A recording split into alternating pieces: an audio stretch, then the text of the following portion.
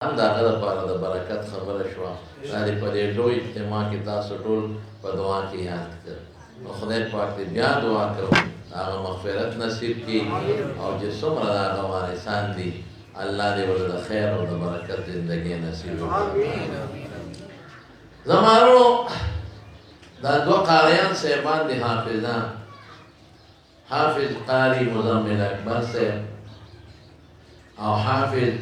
مولانا قاری محمد بناس صاحب دا دواړه لګیا دي او د دغه مدرسې خدمت کوي او د قرآن شریف خدمت کوي او ستاسو بچي په ګڼ شمېر کې هر کال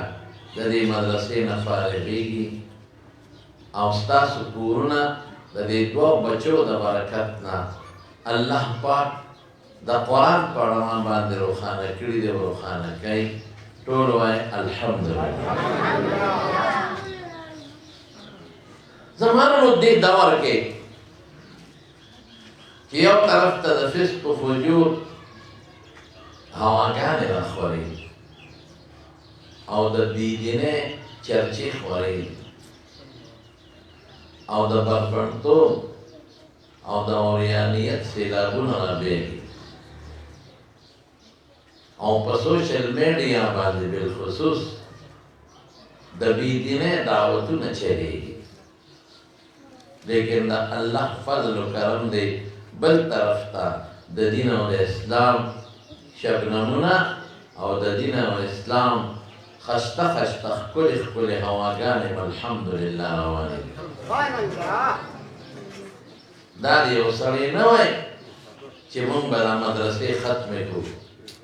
یا به قرآن ختم کړو او یا به دین ختم کړو او یا به شریعت ختم کړو یا به اسلام ختم کړو یا به پرده ختمه کړو یا به عزت ته مسلمان ختم کړو انشاءالله العظیم چې مسلمان لږ هم په زړه کې د آخرت درد لري او د خدای مینه لري د دین د قرآن او د سنت او د پټکي او د شریعت دا به انشاءالله روان او دوانې وي یو څیز غواړې نو یو موټی غوندې نسخه درته ښیم د کامیابۍ پوټینۍ نسخه هغه د کامیابۍ پوټینۍ نسخه څه شی دی هغه انابت او رجوع الله معمولی غوندې داسې لږ غوندې ځان الله ته تاو کړه او چې کوم ځای ګناه درته مخې له راشي ګناه ځکه دا معاشره د ګناه ډکه ده او سره زیاتېږي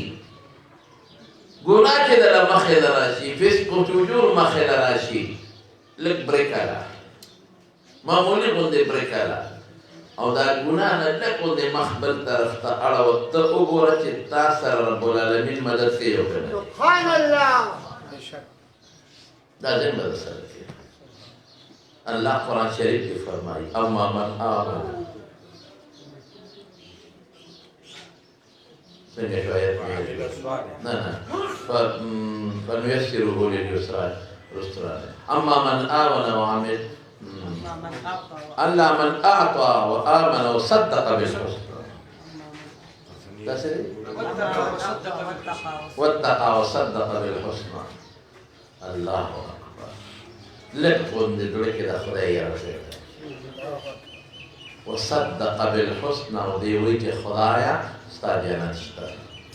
او ستا کلمه شهادت زمان ایمان دی فنيسره لليسرى الله وی د جنت لار زما د دې بیا خوانو واما من بخل واستغنى وكذب بالحسنى فسنيسره للعسرى کچا بل طرف ته مخ خوانو به دوزخ ته لګا د پټینې باندې سوچ دی ډېر خلک ماته ټلیفون کوي یاره چې یو ګناه کې مبتلا یم او دین او د سیم بچې مې وظیفه راته وښانه ما وی که په وظیفو ته د ګناه نه بچ کېدی شوې او د بېدینۍ نه بچ کېدی شو نو ابوجهل به نن جنت الفردوس کې نه رسول الله مبارک ډېر دعاګانې کړي کافرو نه کړي ډېرې زیاتې کړي د هدایت دعاګانې هم کړي دي تر دې حده پورې چې الله پاک په پیغمبر مبارک خفه شو الله پاک اور رب العالمین قرآن حکیم کے رسول اللہ مبارک تر فرمائے لعلک باخع نفسک اللہ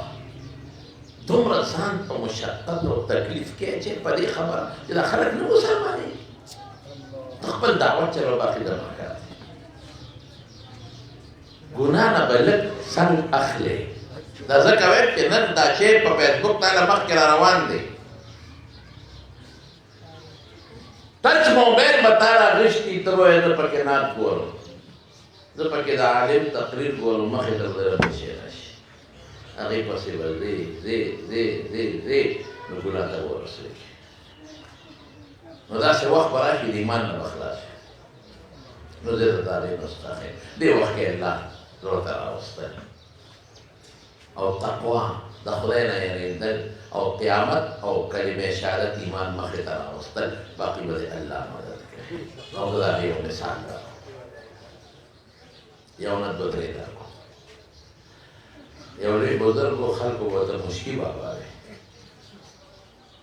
د هغه د وجود نه به داسې خوشبو تلله که د مشکو په مشکو مشهور مشکي بابا نو یو دلته چا تپوس وکړو مشکي بابا تا به دا خوشبو ته غریب سړی او دا دومره زیاته خوشبو ده روانه دا ته څه پورې کوې دا څه مسله دا چې تا له کومه خوشبو ځي دا خو د بادشاه نه وزیرانو نه هم دونه خوشبو نه دي دا څه دي نو هغه چې مجبور کړي خلکو نو هغه ورته څه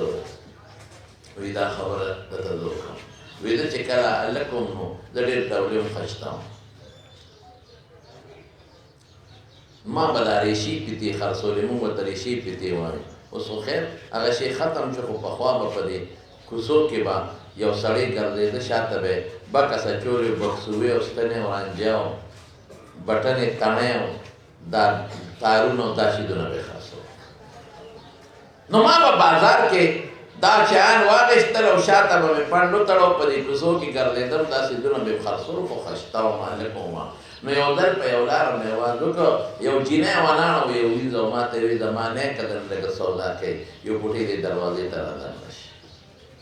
هلکه تاسو ته به یادي پخوا به ده بنجاریانو دا ټوکرې په کوڅو کې خرڅول دروازې ته به ګاټلی دننه کړه او خلکو به د جامې زنانه واخیستې وایي چې ما څنګه هغه خپل ګاټلی دننه کړه دروازې ته هغه وینځه مخکې خپلې نیکې پې کړې وه هغې دروازه راپسې دننه ګرنده کړه خدای دا څه په مصیبت کې ګرفتار شو او هغه نیکې راغله او ما ته یې ویل چې ګوره ته په دې لاره تېرېږې را تېرېږي او زما د سره د زړه محبت او مینه پیدا شوې ده ته ما ته مو ګوره زه څومره ښکلی یم او ته څومره ښه نو راځه پیسې به هم درکړو څه شی درنه لوستې به پیسې هم درکړو ته به هم خوله خوږه کړې او زه به هم خوله خوږه کړم ګناه به مشکي بابا وایي زه هلک وم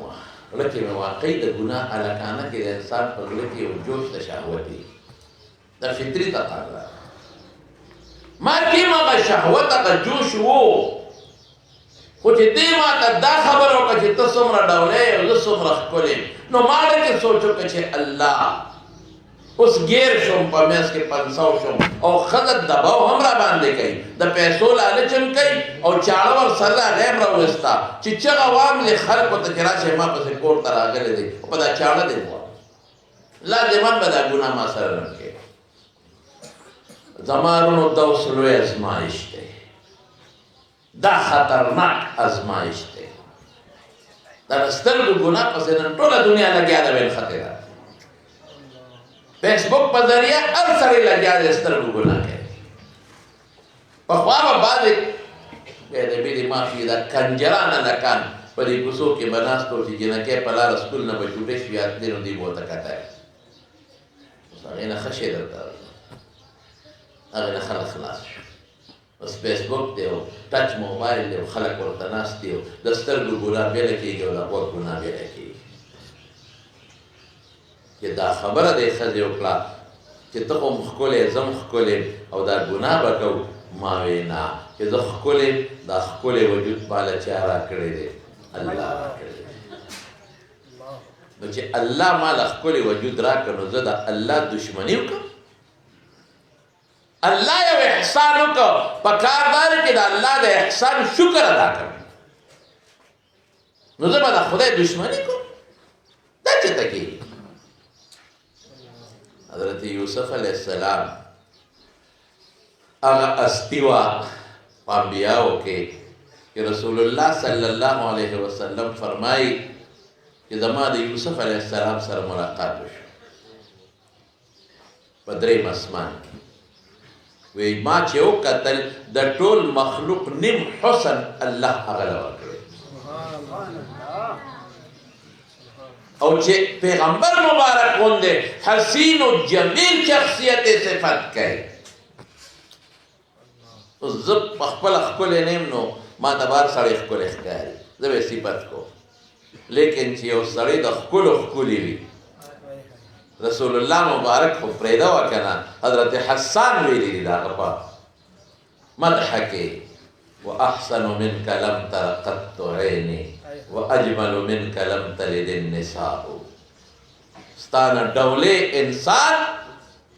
زما سترګو نه دي لیدی او نه ستا نه خوبصورت انسان مور راوړی دی او د رستنی کړی عجیبه ده خلقت مبرأ من كل عیب كأنك قد خلقت كما تشاء قسم په خدای حد یې کړی دی د هر عیب نه پاک پیدا یې هر عیب نه او داسې پیدا یې لکه چې ستا ځان سین خوښ و هغسې الله پیدا کړی د هر چا ځان خو پشته خوښېږي چې ما کې دې پوټې عیب د حسینانو حسین او د جمیلانو جمیل محمد مصطفی صلی الله علیه وسلم په خپله د حسن صفت کوي واقعي څونه به ښکلي څونه به ښایسته و زه چې کله مصر ته لاړم نو هلته زما دوستانو هغې یو بازار ته بوتلو جامع اظهر چې کومه مدرسه ده هغې سره خوا کې یو جومات دی د جامع اظهر جامع مسجد دی غټ جومات دی هغې ته مخامخ یو چوک دی او چوک ته مخامخ مسجد حسین دی د هغوی دا سوچ دی ډېره دنیا ورته را روانه چې دې جومات کې یو ځای مختص کړی دی هلته دی وی د حضرت حسین رضی الله عنه سر دلته دفن دی یو چوک دی اخوا ته د مسجد حسین دی او دې خوا جامع دی د جامع اظهر او چې داسې مخامخ دی غټ بازار دی لوی او د دې غټ بازار په څنګ کې یو تنګ بازار دی لکه ستاسو د نصرځو بازار کې بالکل تنګ بازار دی او په دې تنګ بازار کې څه خرڅېږي دې کې دا د ښځو د جینکو دا سامان خرڅېږي دا کپړې او دا هینډي کرافټس او دا لوپټې او دا زنانه او دا چې کم استعمالي دا څیزونه په هغې کې خرڅېږي نو ما ورته ویل که دا خو د زنانو مارکیټ دی دې کې څه کوی وي ته راځه وي تا ته زه یو ځای ښیم وي دا خو ټیک ته چې دا مارکیټ اوس جوړ شوی دی خو دا ډېر قدیمي بازار دی تا ته زه اوس هغه کتبه ښیم چې دا د څومره زرو کالو پخوانی بازار دی ټیک ته چې اوس پکې دا دیوالونه او دا دوکانونه نوي شوي دي نو مې لکه زور مارکیټ باندې په ما څه کوې وي دا هغه مارکیټ دی چې په کوم مارکیټ کې په یوسف علیه السلام بولي شوې وه او بیا عزیز مصر په دې بازار کې هغه شوی دی ما وی یاره زم پکې لږه سودا کوم وی زما هم شوق پیدا شو چې په دې بازار کې یوسف علیه السلام خرڅ شوی دی نو زم په دې بازار کې سودا کوم نو ما پکې یو څو دانې تسبیح او ټوپۍ او د ماشومانو له د استعمال څخه بعضې څیزونه راوانیستل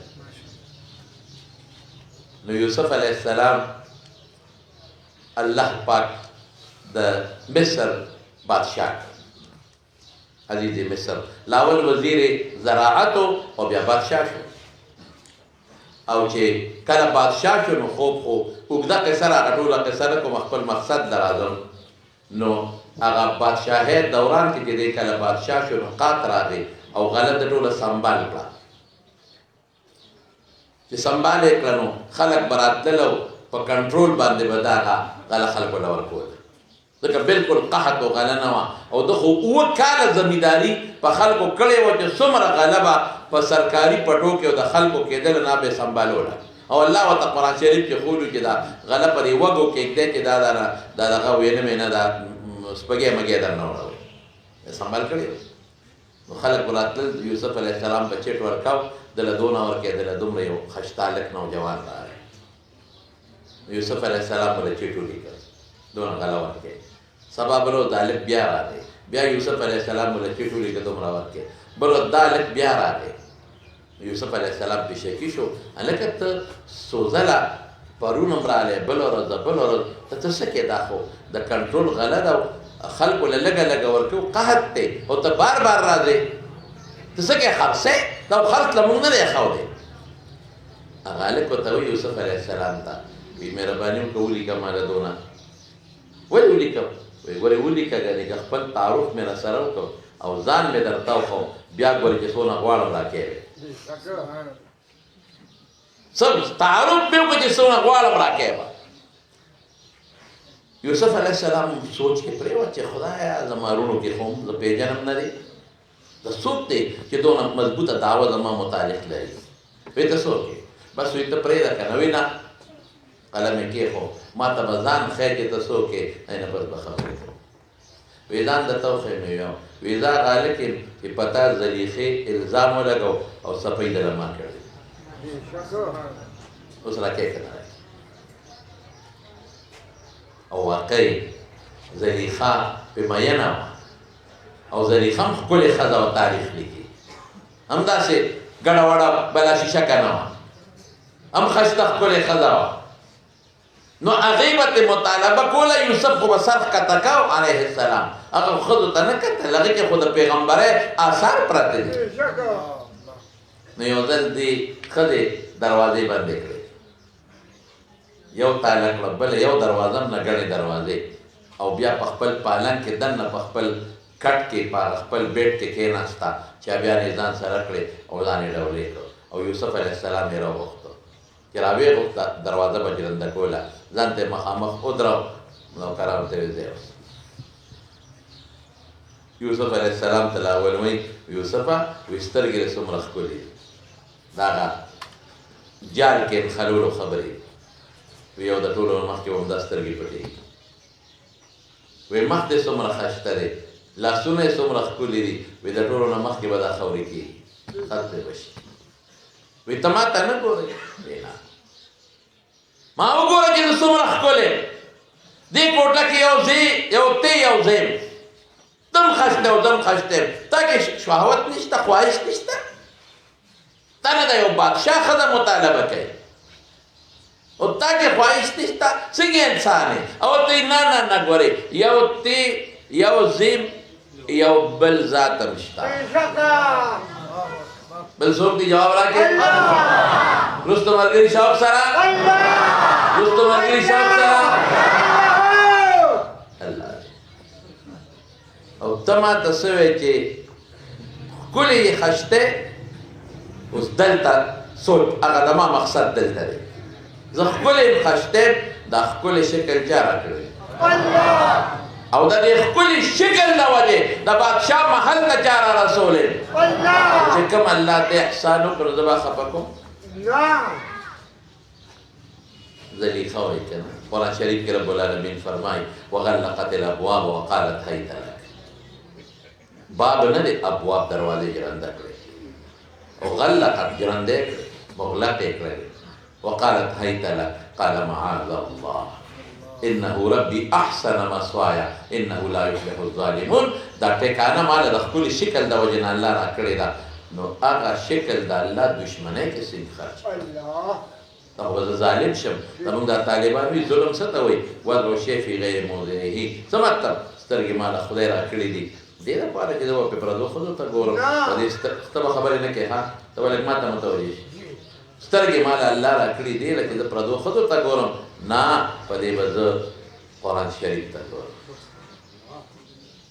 غوږ خدای سره راکړه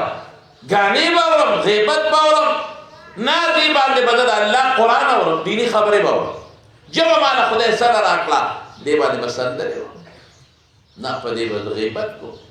په دې به زه چغلي شیطانت به کوم په دې به زه دین خبرې کوم دعوت الله به چلوم په دې به زه قرآن حدیث د پیغمبر ویم او ښې خبرې به په خپل کور سره کوم دا اوس سوچ دی څنګه ښکلی وجود دی نو څه معنا زنا وکړه څومره ښکلې سترګې دي څه معنا ګناه ته وګوره څومره ښکلی شکل دی څومره پیسې خدای درکړې دنیا له استعمال کړ پیسې خدای راکړي جومات پورې نه راکړو پیسې خدای راکړي لمتوب وکړو زوی خدای راکړ نو واده کوم نو ډبې وګټم ما سره خدای خو کړل ما سره الله ښېګړه کړې ده ما له خدای بچی راکړ ما څومره خوشحالي کړې ده او چې نو ما څومره دعاګانې کړې دي خدای بچی ما څومره د شپې ژړلې دي الله ته خدای بچی چې نو ما مریانو ته وې دعا وکړې ما له خدای بچی راکړي ما تعویذونه کول ما له خدای بچی راکړي ما ته خدای جړات کوله ما وښځې مې چې خدای بچی راکړي نو الله بچی راکړه داسې پوټینې راته لوی که زلمی شو او خدای وله د واده توفیق هم ورکړ روغ صحت هم د شل ګوټ او رنځور هم نه دی نو د غیرت تقاضا دا نه ده اوس چې د دغه دوی په واده زه ګناه وکړم الله ما سره ښېګړه وکړه د غیرت تقاضا دا ده چې په دغه واده کې زه د دې خپل خوشحالۍ کې خپل رب العالمین خوشحاله کړم سبحان الله ما له خدای پیسې راکړې زه به فلم ګورم ما له پیسې راکړې دي خدای ما له خدای خپې راکړې سینما له به ځم زیناخانې له به ځم دمتوب له به ځم قمقل یم زه دا کار کوم زه به بېوقوف یم زه به ډېر زیات قمقل یم زه چې تا له جامې درکړم څه دپاره درکړم چې ته یې واچوې رښتیا وایه چې ته یې وانه چې خفه کېږې به که به نه خفه کېږې زه به خفه شم چې تا له خو ما جوړه واخېسته په څومره مینه ته یې نه اچوې په کار کې تا هغه جوړه واچوې او ما ته یې ومښې چې زه خوشحاله شم نو الله چې ما له کوم ښکلی شکل راکړه ښکلې مخ او ښکلې سترګې یې راکړه او ښکلی وجود او روغ لاس او روغې خپې راکړې په کار دا دي چې زه د الله په رضا کې دا خرج کړم د ګناه کې خرج کړم موبایل کې علماء بیانونه واوره درسونه واوره نعتونه واوره تلاوت واوره قسم په خدای او زنانه ما ته ټلیفون وکړ ما ته مولانا صاحب ما حفظ کړی د قرآن شریف حافظ یم او ما قرات هم کړی دی څه مسئله و د دین نو ما ورته وی کم مدرسه کې ما ته وی په مدرسه کې نه په خپل کور کې مې ماشاءالله قرات دې په کور کې کړی دی د موبایل نه مې د قاریانو او تلاوتونو نه تجوید کړی خدا دیتا انسان حضرت یوسف علیہ السلام وتصوی نا انہو ربی احسن مسوایا انہو لا یفلح الظالمون دا مالا خدای احسانو کو خدای خفا کو زلیخی میں تلے نشے اس دل تبل امتحان راگے کہ دا خود زنانا کو لاس بنوڑم خود دا خماتا لاس راچے کرنا دا دی لاس جوڑو دا ما ٹچنگ دا مالا پارا لوئے جورم دے پیغمبر تی جوڑی گی سے زمان اگر ٹکی دل تا دے خواہ دل تا ٹکی دے دروازے گرندری یوسف علیہ السلام صرف مخ اللہ تک و یو قدم واقش اس گورا دا اللہ مدد تا وچے قدم واقعی دروازے تا کم خواہ دے دروازے گرندی دی وی دبا دق وستے انی ذاہب الى ربی سیہدی اللہ بلدے ہوئے دل تلا قصہ ندا انی ذاہب الى ربی سیہدی اللہ لازم ما تبا اللہ لاری کلاوی کے خیر انشاءاللہ چه قدم واقش جلندم کلوش و دروازم کلوش و پروٹوکول ملوش مخبل دروازہ کلاوی گی بلی تمخ کے شو دروازہ کلاوی گی بلی تمخ کے دروازہ کلاوی گی لکن نوکر کے جاتا دروازہ کلاوی جو دلیخہ پوشو جدا سا قصہ دا والغری والور پسے دیکھیں مخی دی دلیخہ اور پسے دا کمیس یولی وچی جو سراٹی کم شہوت پہ غالب ہو کمیس شانوش لے دا دلیخہ بار قوتا یوسف علیہ السلام سے مخ کے دے رشتیا ہوا ہے کہ دا گناہ نے نفرتو کو صرف مخ بل طرف تواڑو یو قدم اللہ تواغش اللہ مددو کو کوئینا کہ جواب راکے جی ماتا وظیفاو خواہی کہ دا گناہ نا بچیا نو زمو یو سڑی را تا ڈیلے بولو کہ ماتا وظیفاو خواہی چی موتاو خونو میں دا وظیفاو آیا ویتا بیر آلاو نوے ماشاءاللہ میں ناجوڑتے دارو بزخرو تب انہوے میدان سے کارو کا ڈاکٹر للارشا چی اگر تا دارو لکی دارو راوالا و پمیز و تکید و ڈاکٹر سے ابتا بیر آلاو نخورے باسی ٹیسکوپ تے پدا مازدیگر ہو خدا دے بے خوبا دا خدا رو دے 50 مریضان بولا ما دا دارو بولا دا خود ناجوڑتے دا نوی دا ما خلاغا ندا کنا ہمیں استا خلا صرف دا نسوار و خود کنے دا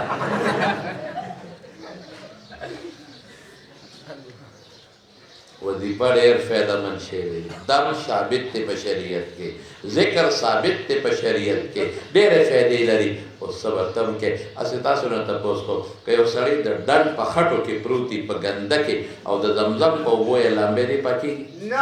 کله به پاکېږي ته بار وباسه د ډنډ نه نو د زمزم اوبو ته رجعت نشته د فیض محمد د حجرې په اوبو په دان یو بالټۍ ور واړوه هم به انشاءالله پاک شي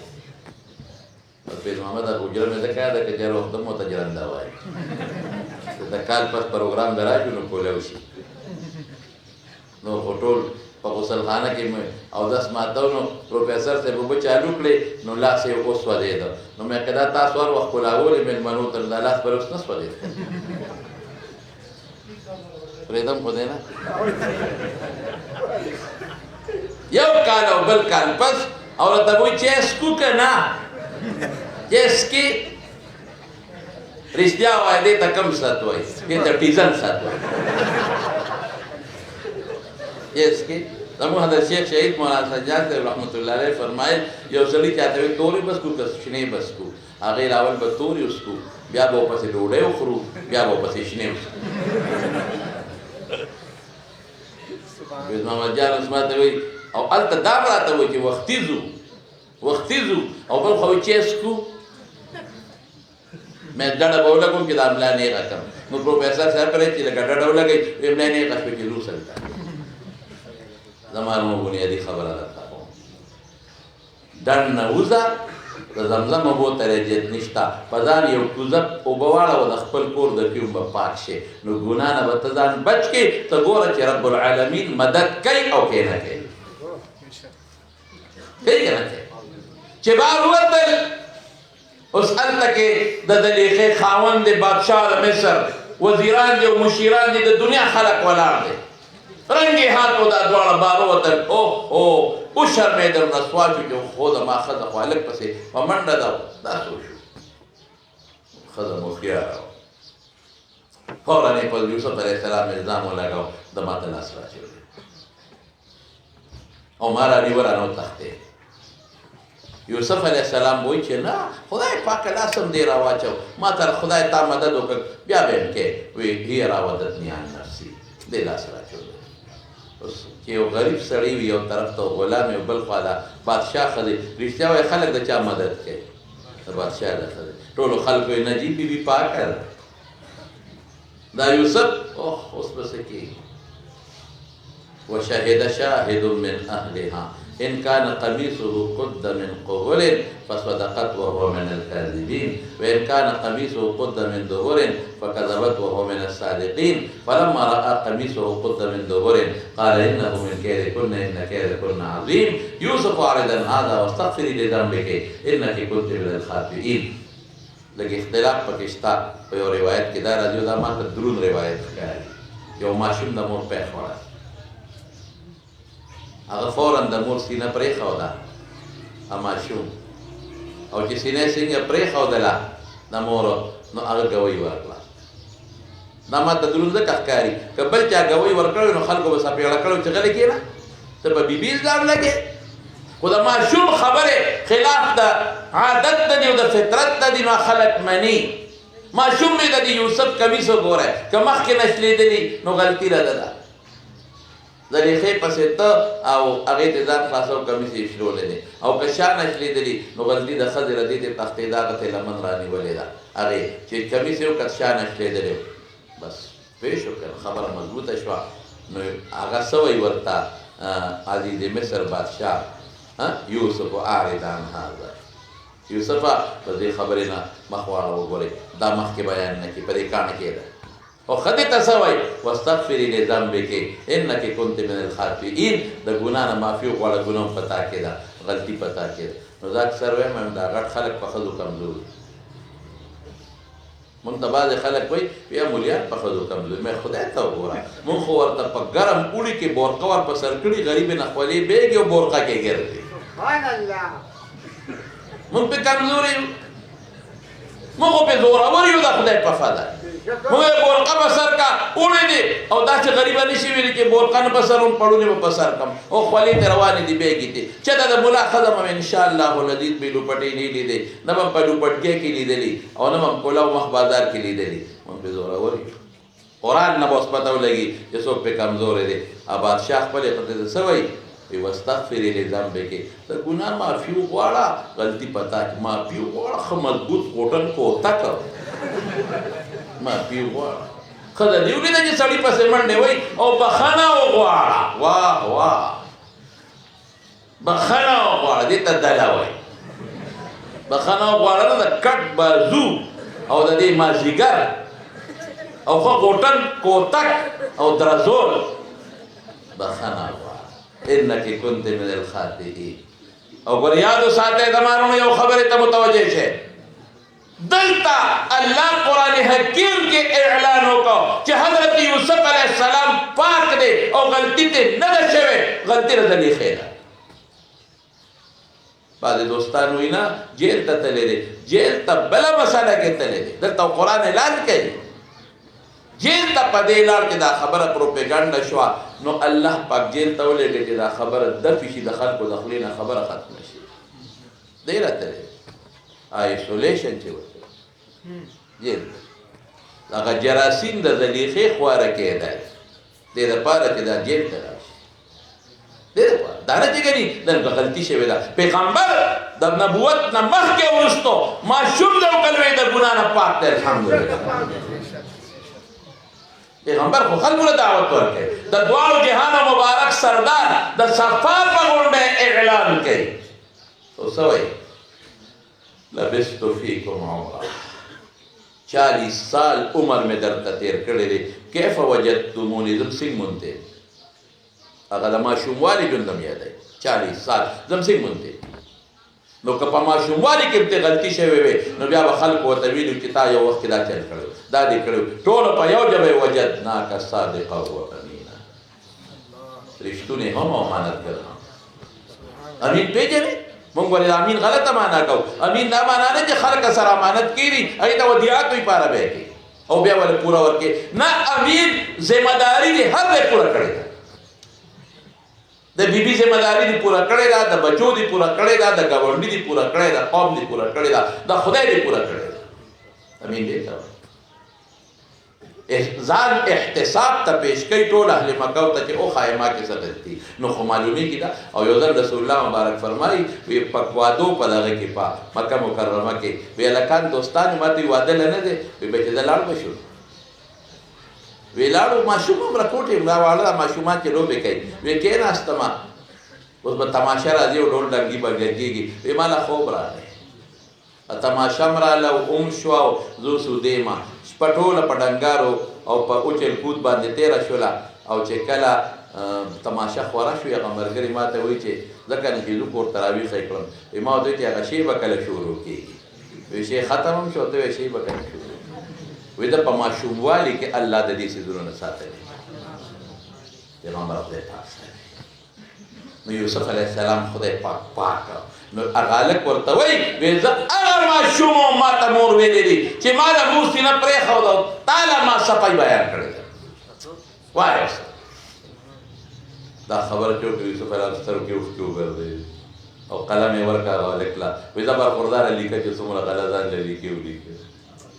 فوراً جبریل علیه السلام راغی وی الله راولېږلم دا دې څوک کړل که دا ټول غلطان پسې ولیکي دا غریبانان به څه کوي وی زما صفی یې کړې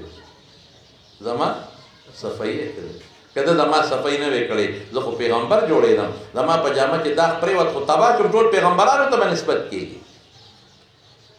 بیا زما دعوت چا منم بیا به ټول پیغمبران ګوره یوسف دا چل کړی دی زرها دروغ دي دروغ دي خو په مې الزامو ده د ما صفی وکړه رب العالمین وفرمل ای یوسفه تا صفی د کړې ده او قلم دې ورکړه چې ځان پسې څونه غله لیکي لیکه چې کم بنده زما صفی بیان کړو سبحان الله وایي قیامت پر ورځ به قلم ورنکړم چې کم جنت دې خوښي ځان پسې لیکه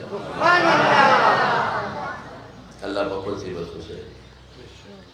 خدای ذکر کوي سبحان الله نوائے بار بار سبحان اللہ و بحمدہ سبحان اللہ العظیم رسول اللہ مبارک فرمائی من قال فی اليوم 100 مرة سبحان الله وبحمده سبحان الله العظيم. 100 کرته څوک روزانه دا وایي. حطت خطاياه يوم القيامة وإن كانت مثل زبد البحر. د ده ګناهونه که د دریاب د زګ عمره وي خدای به ولا خطر کړي. 100 کرته څه شی ووایه ټول سبحان الله وبحمده سبحان الله.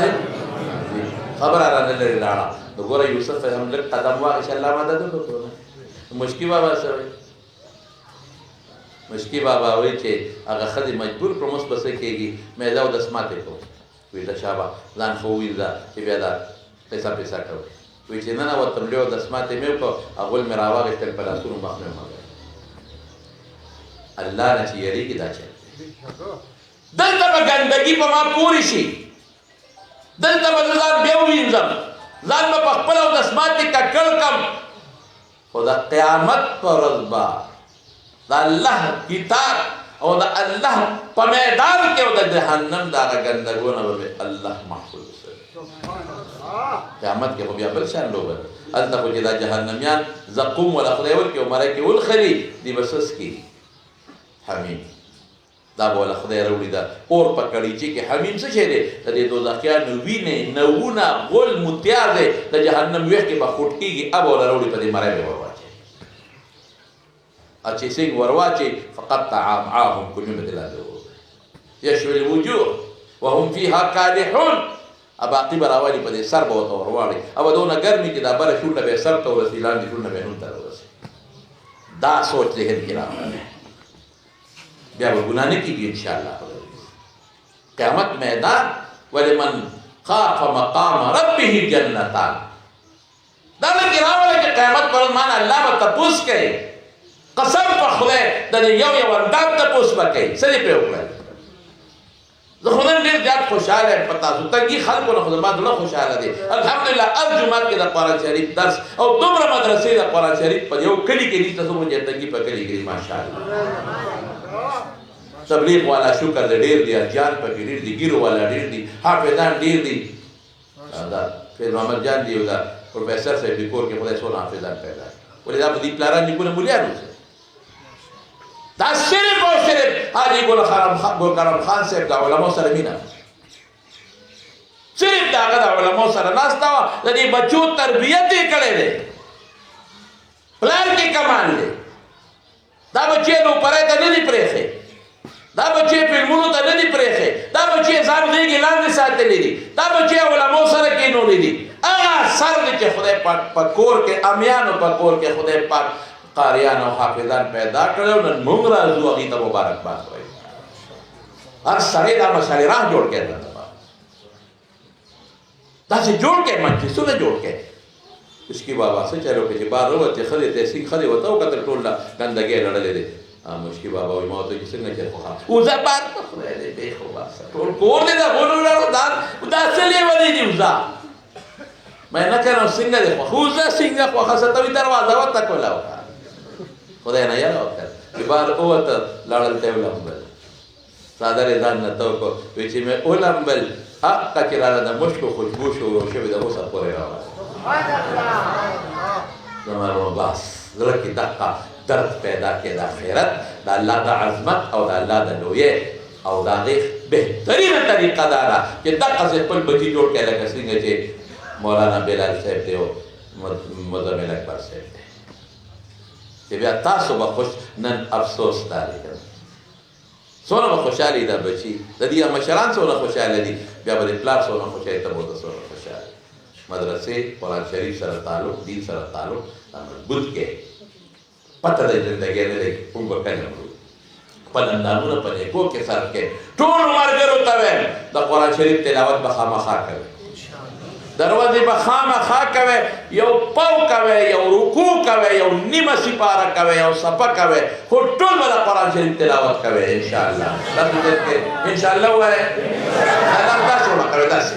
ماشاءالله او که څوک په ناظره قرآن نه ورځي اوس ته شروع کړئ یعنی سورہ اخلاص ټول قل هو سورہ سره دا وایي الله سره نو جو بدل زمانو دا زمونږه دا مېلمه راغلی دی قاری مولانا عبدالباسط حسانی صاحب د ډېر ښکلي اواز هم خدای ورکړی ډېر نیک هم دی او دا زمونږ د محترم او مکرم د حضرت صاحب د مریدی کې هم دی نه ذوالفقار مولانا ذوالفقار صاحب نقشبندي دامت برکاتو نو ما ته دې یو خبره وکړه دې خو اردو سپیچ دی نو پښتو ورځي خو کمه ورځي او هغه د پښتو بېزه چې لا ډېر مزېدار زما خو دا نظمونه ډېر زیات خوښ دي ډېر ښکلی اواز خدای ورکړی دی شکر صالح هم نو دته په اټک کې چا ځمکه ورکړې ده جومات دپاره او مدرسې دپاره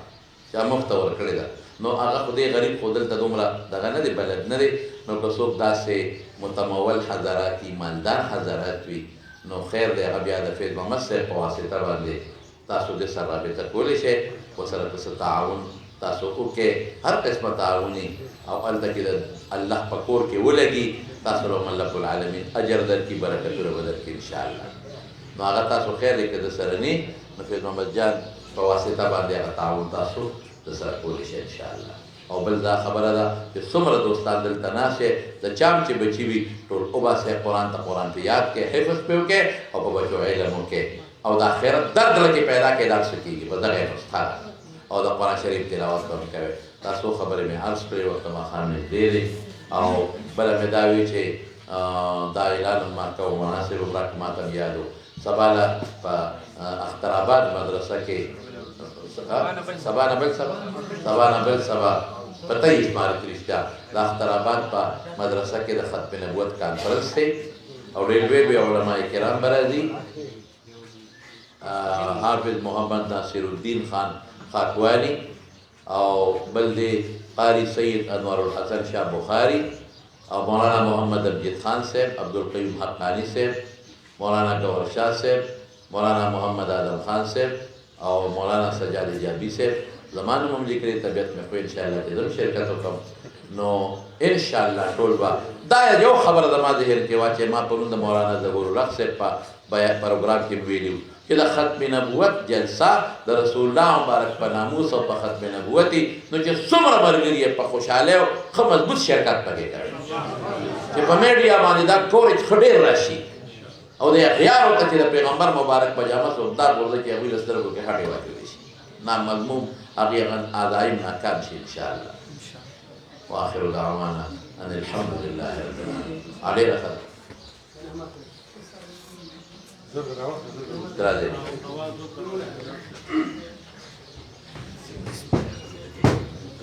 ویلی شي چې عند الامتحان یکرم الرجل او یهان په وخت د امتحان کې یا خو سړی ډېر معزز شي یا ذلیل شي لهذا موږ د ماشومانو امتحانات هغه شپې په هغې کې کوم